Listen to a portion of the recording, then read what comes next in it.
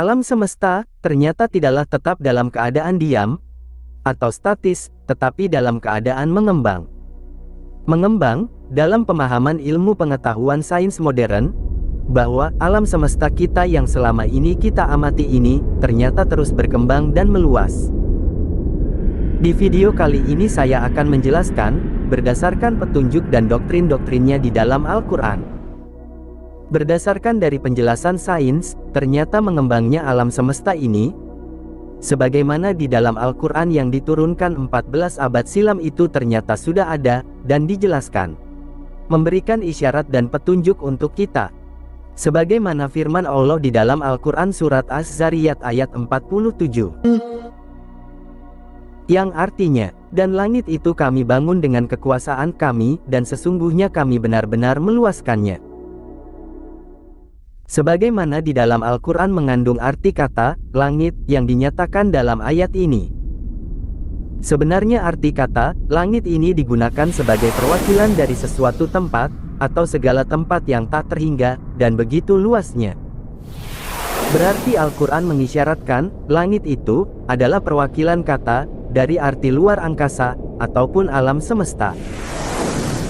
Luar angkasa atau, alam semestalah, yang jauh lebih dikenal dan dipahami oleh ilmu pengetahuan modern saat ini, daripada kata langit sendiri, sebagaimana yang dijelaskan di dalam Al-Quran.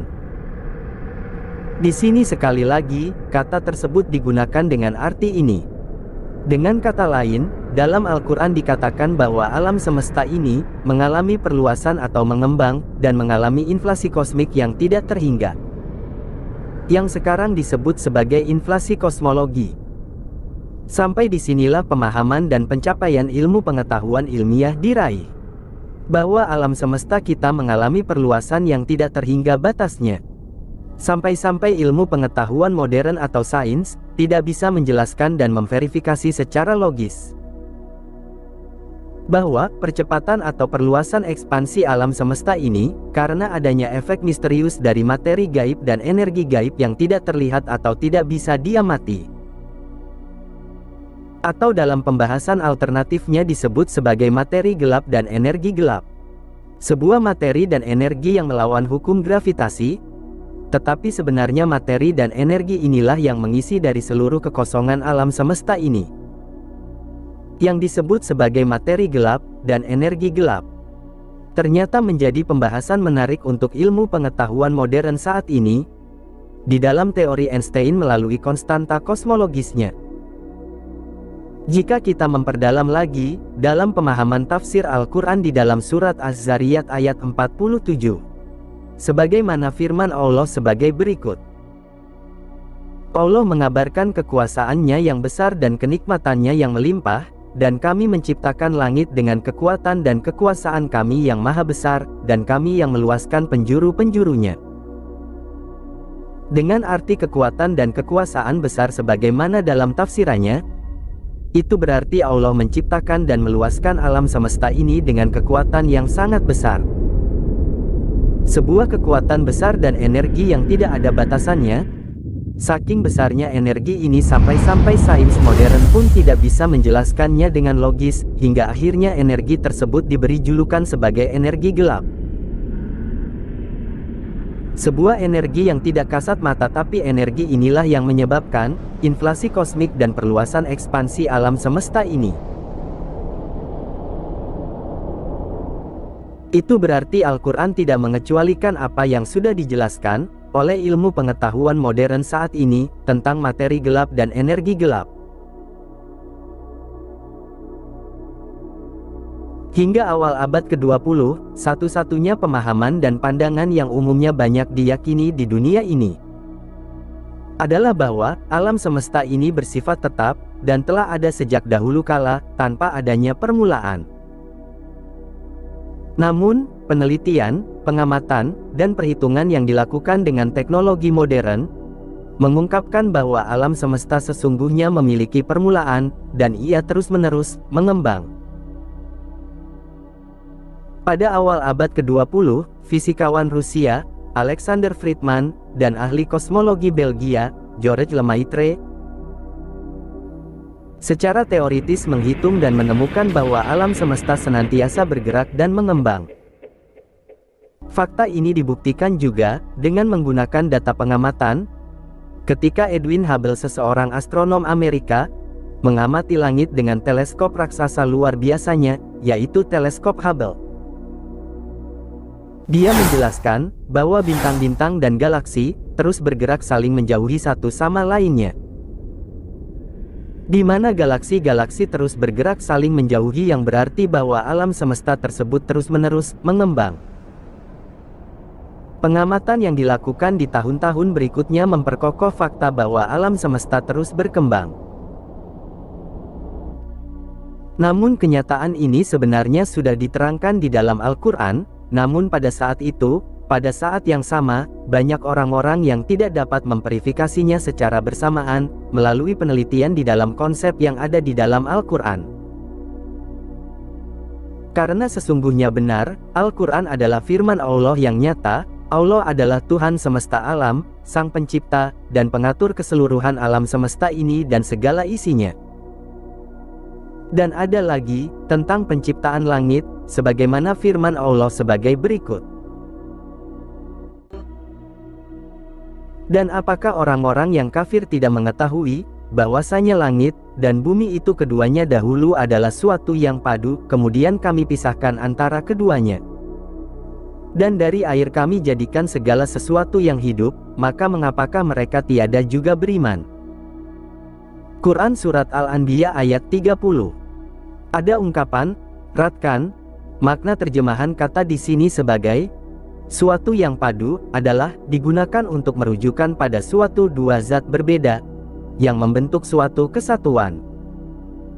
Ungkapan, fa fatakona, huma, kami pisahkan antara keduanya, adalah terjemahan kata Arab, arti maknanya, bahwa sesuatu yang muncul menjadi ada, melalui peristiwa pemisahan, atau pemecahan struktur dari kata, ratkan, tersebut. Dan ada tafsiran Al-Quran Surat Al-Anbiya ayat 30, sebagaimana firman Allah sebagai berikut. Apakah orang-orang kafir itu tidak mengetahui, bahwa sesungguhnya langit, dan bumi itu, keduanya merupakan suatu objek yang saling menyatu, tanpa ada pemisah antara keduanya. Maka tidak ada hujan dari langit, dan tidak ada tanaman dari muka bumi. Kemudian kami memisahkan keduanya dengan kuasa kami. Dan kami turunkan hujan dari langit, dan kami keluarkan tanaman dari dalam tanah, serta kami menjadikan segala sesuatu hidup dari air. Apakah orang-orang yang ingkar itu tidak mau beriman, lalu mengimani apa yang mereka saksikan, dengan menghususkan ibadah bagi Allah saja? Marilah kita kaji ayat ini kembali, berdasarkan ilmu pengetahuan saat ini. Dalam ayat tersebut, langit dan bumi adalah subjek dari kata sifat ratkan. Keduanya lalu terpisah menjadi fafatakna, huma, menjadi satu sama lain. Jika kita mengingat kembali, tahap-tahap awal alam semesta ini, berasal dari peristiwa Big Bang, yaitu peristiwa ledakan besar yang menjadikan awal mula, terciptanya alam semesta ini. Kita akan pahami lagi, bahwasanya, satu titik tunggal itu adalah, berisi seluruh zat, atau materi alam semesta. Dengan kata lain, segala sesuatu yang termasuk, langit dan bumi, yang saat itu belumlah tercipta, masih terkandung dalam titik tunggal itu, sebagaimana yang dijelaskan di dalam Al-Quran, yang masih berada pada keadaan, ratkan, ini. Lalu, titik tunggal tersebut, meledak sangat dahsyat, sehingga menyebabkan zat-zat dan materi-materi yang dikandungnya itu terpisah atau, fafatakna, huma, yang memisahkan keduanya. Dan dalam rangkaian peristiwa Big Bang tersebut, struktur dan tatanan, objek-objek keseluruhan alam semesta ini terbentuk. Ketika kita membandingkan penjelasan Al-Quran dengan berbagai penemuan ilmiah, akan kita pahami dan perdalam lagi bahwa pemahaman antara keduanya sangatlah sesuai. Ini juga merupakan sesuatu yang benar, teruntuk bagi orang-orang yang mau berpikir. 1400 tahun yang lalu, Al-Quran sudah menegaskan bahwa alam semesta ini mengembang atau meluas. Lalu 1400 tahun kemudian, ilmu pengetahuan bisa membuktikannya. Langit yang mengembang expansion universe, dalam Al-Quran, yang diturunkan 14 abad silam itu, adalah di saat ilmu astronomi masih terbelakangan, mengembangnya alam semesta, diilustrasikan, sebagai berikut.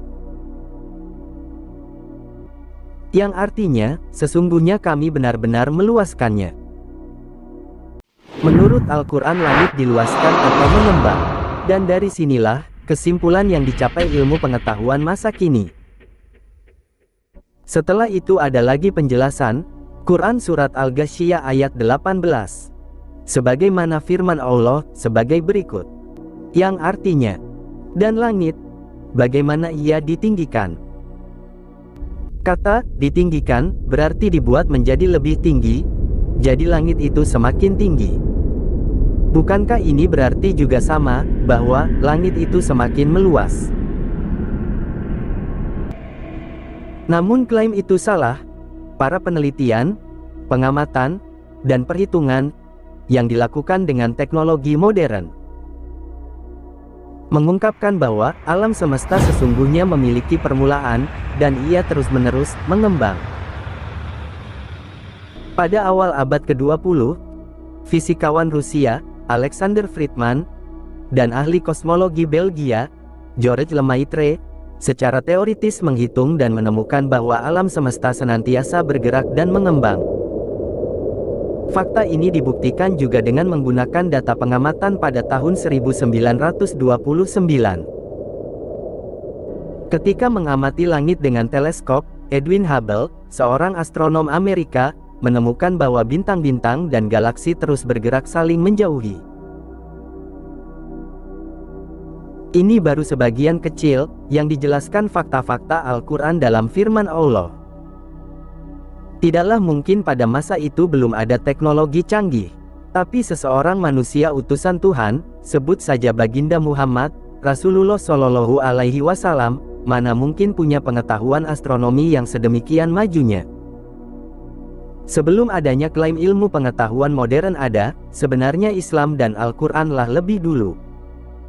Inilah bukti mukjizat Al-Quran yang sebenarnya.